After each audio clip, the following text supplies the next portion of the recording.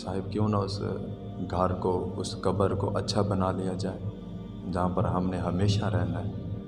کیوں نہ اس جنت کو اپنے نام کر لیا جائے. اس میں رب تعالیٰ فرماتا ہے ہم فیہا خالدون، جو اس میں آئے گا ہمیشہ رہے گا. اب رب تعالیٰ کا کوئی بھی فرمان یا کوئی بھی بات معاذ اللہ ثم معاذ اللہ جھوٹ تو نہیں ہو سکتی، سچ ہے.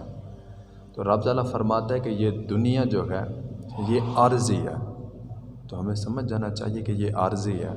یہاں پر رب تعالیٰ نے ہمیں بھیجا اپنے آپ کو اچھے اعمال کرنے کے لیے، رب تعالیٰ کو راضی کرنے کے لیے.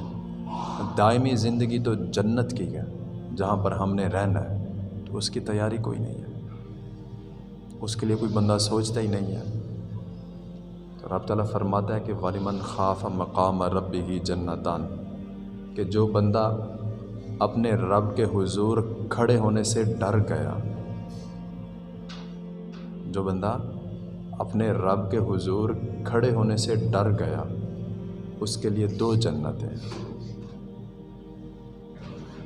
تو صاحب ہم ذرا دیکھیں نا یار، کہ جب ہم مسجد میں آتے ہیں یا اذان کی آواز ہمارے کان میں آتی ہے، اول تو ہم آتے نہیں، اگر آ بھی جائیں تو ہم اس طرح آتے ہیں کہ ہم کوئی احسان کرنے آئے ہوئے. اونچی اونچی آوازیں، پتہ کوئی نہیں کہ ہم کس کی بارگاہ میں آئے ہوئے ہیں، کس دربار میں آئے ہوئے ہیں، کہاں پہ آئے ہوئے ہیں. ہم اس بات کا نہیں پتہ، بس ہمیں یہ پتہ کہ ہم نماز پڑھنے ہیں، ہم احسان کر رہے ہیں. اور کچھ تو یہ ہوتے ہیں کہ وہ آ ہی نہیں سکتے، ان کو رب تعالیٰ نے توفیق سجدہ ہی نہیں دی. تو حضرت سیدنا عمر فاروق رضی اللہ تعالیٰ عنہ، آپ سے ایک روایت ملتی ہے کہ آپ کے دور حکومت میں نا ایک نوجوان لڑکا، بڑا عبادت گزار، تہجد گزار، نماز پڑھنے والا، قرآن مجید پڑھنے والا، اللہ اللہ کرنے والا تھا، نوجوان. تو میں ہر وقت دعا کرتا ہوں کہ باری تعالیٰ میرے بھی نوجوان جتنا بھی بھائی ہیں ان کو بھی یہ توفیق عطا فرما دے کہ وہ بھی 5 وقت کے نمازی ہو جائے، اور اللہ تعالیٰ مجھے بھی توفیق فرما دے. تو وہ عبادت گزار، 5 وقت کا نمازی، تہجد گزار. تو صاف ظاہر ہے حضرت جو بندہ رب تعالیٰ سے لو لگاتا ہے، رب تعالیٰ سے اپنی تار جوڑتا ہے، تو رب تعالیٰ اس کو نور بھی عطا فرماتا ہے. اس کے چہرے پہ بڑا نور تھا، بڑا ہی نور تھا، خوبصورت بہت زیادہ تھا. تو جب وہ کام سے چھٹی کر کے جاتا تھا نا راستے سے مسجد میں نماز پڑھنے کے لیے، تو ایک عورت جو تھی وہ اس پر عاشق ہو گئی، فدا ہو گئی عورت. تو یہ فرمایا گیا کہ یہ جو آنکھیں ہیں نا، آنکھیں یہ گناہوں کی سیڑھیوں میں سے سب سے پہلی سیڑھی ہے. اس لیے فرمایا گیا کہ اپنی نگاہیں جھکا کے رکھا کریں، کیونکہ جو بھی گناہ کی ابتدا ہوتی ہے یہیں سے ہوتی ہے. شیطان کا پہلا وار نگاہوں سے ہوتا ہے. جب شیطان کو جنت سے نکالا گیا نا، تو شیطان نے کہا تھا کہ اے باری لا، تو نے مجھے جنت سے نکالا ایک آدمی کے وجہ سے، ایک انسان کی وجہ سے. دیکھنا قیامت تک میں زور لگاؤں گا کہ کسی بھی حضرت انسان کو میں جنت نہیں جانے دوں گا. تو پھر رب تعالیٰ نے فرمایا کہ تو چاہے جتنا مرضی کوشش کر لے، جب بھی میرا کوئی بندہ گناہ کر کے اس پر نادم ہو کے، شرمندہ ہو کے میری بارگاہ میں آئے گا، 1-2 آنسو بہائے گا، سچی توبہ کرے گا، اس کے گناہ سمندر کی جھاگ سے بھی زیادہ ہوں گے تو میں معاف کر دوں گا. تو انہیں جو کرنا ہے کر لے. تو یہ حضرت جی یہ ابھی ہے ہمارے پاس ٹائم، ابھی سورج مغرب سے نہیں نکلا، ابھی رحمت کے دروازے بند نہیں ہوئے. تو وہ جو لڑکا تھا نوجوان، اور یہ عمر بھی اس طرح کی ہوتی ہے کہ شیطان بہت زیادہ سوار ہوتا ہے، تو وہ وہاں سے ہر روز گزرتا، اوپر نہ دیکھتا. اور وہ عورت جو تھی اس کے دل میں شیطان تھا، وہ اس پر فدا ہوتی گئی. ایک دن بڑی پریشان اور کہنے لگی اپنی نوکرانی سے، اپنی خادمہ سے کہ کوئی ایسا طریقہ بتاؤ کہ میں اس سے نہ اپنی خواہش پوری کرنا چاہتی ہوں، تو کوئی طریقہ بتاؤ۔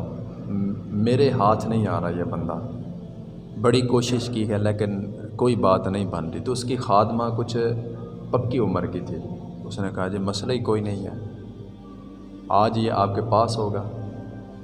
تو وہ جو پکی عمر کی عورت تھی جو اس کی خادمہ تھی، وہ جب بچہ وہاں سے نماز پڑھنے کے لیے جا رہا تھا اس کو بلایا کہ بیٹا بات سننا، ہمارے گھر میں نا مرد کوئی نہیں ہے، بوڑھی ہوں، یہ وزن ہے، سامان وزنی ہے، اس کو اٹھا کے اندر پچھلے کمرے میں تو چھوڑ دو، رب تعالیٰ آپ کو اس کا اجر عطا فرمائے گا۔ تو اس لڑکے نے وہ سامان اٹھایا، پچھلے کمرے میں چھوڑنے گیا تو وہ عورت جو تھی جو اپنی خواہش پوری کرنا چاہتی تھی وہ پہلے اس کمرے میں موجود تھی۔ وہ لڑکا اندر گیا تو اس نے پیچھے سے کنڈی لگا دی۔ اب وہ بڑا پریشان ہوا، اس کو اب سمجھ آ گیا کہ میرے ساتھ کیا ہو رہا ہے۔ تو وہ جو عورت تھی اس نے اپنی خواہش ظاہر کی کہ میں تم سے اپنی خواہش پوری کرنا چاہتی ہوں۔ تو وہ لڑکا جو تھا وہ خوف الہی سے کانپنے لگ گیا۔ وَلِمَنْ خَافَ مَقَامَ رَبِّهِ جَنَّتَانِ، وہ خوف سے تھر تھرانے لگ گیا، کانپنے لگ گیا، ڈر گیا کہ میرا رب مجھے دیکھ رہا ہے، کوئی بھی نہیں دیکھ رہا لیکن رب مجھے دیکھ رہا ہے۔ تو اس کے خوف الہی کا عالم یہ ہوا کہ وہ وہاں پر کانپتے کانپتے خوف الہی سے غش کھا کر زمین پہ گر گیا۔ خوف الہی سے غش کھا کر زمین پہ گر گیا۔ تو وہ عورت جو تھی وہ ڈر گئی، پریشان ہو گئی، خادمہ کو بلایا کہ یہ تو لگتا ہے مر گیا ہے، تو اب تو ہم پھنس گئے ہیں۔ اس نے کہا کوئی مسئلہ ہی نہیں ہے، یہ جس کے آگے گھر کے آگے سے اٹھایا جائے گا اسی پر سارا الزام جائے گا۔ تو انہوں نے اس کو پکڑا اور باہر کچرے کے ڈھیر پہ ڈال دیا۔ رات ہو گئی، باپ پریشان تھا، والدہ پریشان تھی کہ بچہ گھر نہیں پہنچا، پہلے تو ٹائم پہ آ جاتا تھا، ابھی تک بچہ گھر نہیں پہنچا۔ تو باپ جو ہے نا گلیوں میں گھومنے لگ گیا، تلاش کرنے لگ گیا کہ میرا بیٹا کدھر گیا۔ تو کیا دیکھتے ہیں کہ اس کا بیٹا نوجوان کچرے کے ڈھیر پہ پڑا ہوا ہے۔ اٹھا کے گھر لے آئے، گھر لے آ کے اس کے منہ پر پانی چھڑکا۔ پانی چھڑکنے کے بعد پوچھا کہ بیٹا کیا ہوا تھا؟ اس نے سارا کا سارا ماجرا سنایا کہ ایسے ایسے میرے ساتھ ہوا۔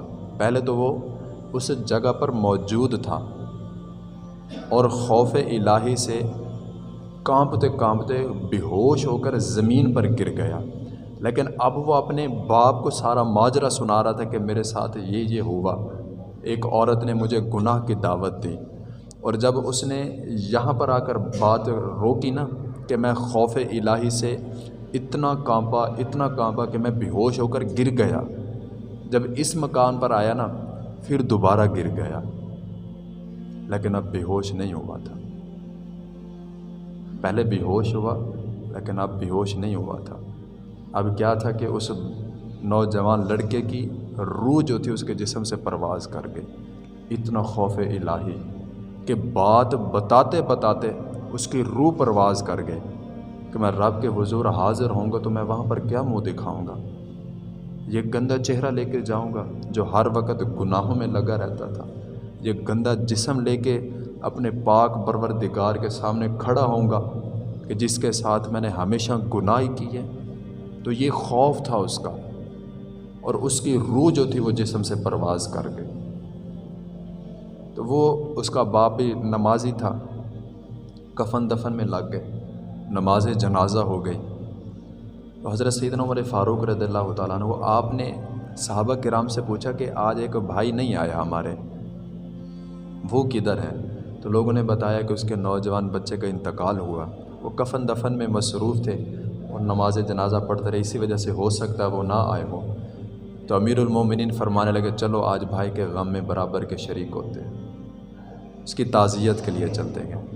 تو وہاں پر گئے، فاتح خوانی ہوئی، تعزیت کی، پھر پوچھا کہ بچہ نوجوان تھا کیا ہوا؟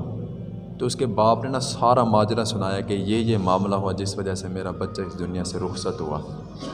تو حضرت سیدنا عمر فاروق رضی اللہ تعالیٰ عنہ کو آپ آگے سے فرمانے لگے ذرا مجھے اس کی قبر پہ تو لے کے چلو، ذرا مجھے اس نوجوان کی قبر پہ تو لے کے چلو، میں ذرا دیکھوں تو صحیح۔ تو امیر المومنین جب اس قبر پر گئے، اب اس نوجوان بچے سے جس کی روح جو ہے ان کے جسم سے پرواز کر چکی ہے، دفن ہے قبر میں، ان سے مخاطب ہو کر کہنے لگے کہ وَلِمَنْ خَافَ مَقَامَ رَبِّهِ جَنَّتَانِ۔ رب تعالیٰ فرماتا ہے کہ جو میرا بندہ میرے حضور حاضر ہو کر ڈر گیا، حاضر ہونے سے ڈر گیا کہ میں وہاں پر حاضر ہوں گا تو میرے معاملات کیسے اچھے ہوں گے، تو اس کے لیے 2 جنتیں گئے۔ تو ہاں بھئی بتا تجھے 2 جنتیں ملی کہ نہیں؟ کہنے لگے جی رب بھی سچا گیا، رب کا رسول بھی سچا گیا، رب کا قرآن بھی سچا گیا۔ جیسے کہ میں قبر میں اتارا گیا ساتھ ہی مجھے 2 جنتیں عطا کر دی گئی۔ جیسے ہی میں قبر میں آیا ساتھ ہی 2 جنتیں مجھے عطا کر دی گئی۔ اب میں جنت کے مزے لوٹ رہا ہوں اور قیامت تک لوٹتا رہے گا۔ تو حضرت جی ذرا ہم سوچیں کہ یار جب ہم مریں گے تو ہمارے ساتھ کیا ہوگا۔ آگاہ اپنی موت سے کوئی بشر نہیں، سامان 100 برس کا اور پل کی خبر نہیں۔